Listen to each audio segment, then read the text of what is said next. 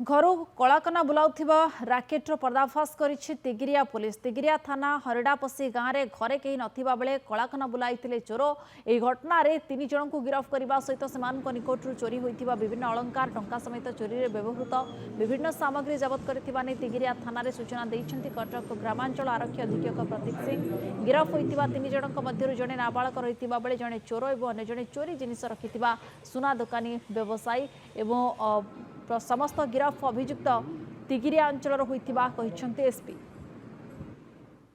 देखा पाइछु कि गोटे अपराध होता व्यक्ति घरे राति समय किसी लोक पशिकी बहुमूल्य जिनस सुना गहना और पैसा चोरी करके नहीं जाइए से आसिकी थाना रे रिपोर्ट देते और तापर आईसी टिगिरिया एसडीपीओ आठगढ़ समस्त मिसिकी ये केस इन्वेस्टिगेशन आरंभ करते 24 घंटा भितर से माने सुराग पाई जो अपराधी अच्छा से धरवे सक्षम होती। गोटे प्रकार नुआ स्टाइल अच्छी माने प्राय चोर राति 1 ରୁ 3ଟା 4ଟା भितर चोरी करती 9टा ରୁ 12ଟା चोरी कर नुआ गोटे पैतरा से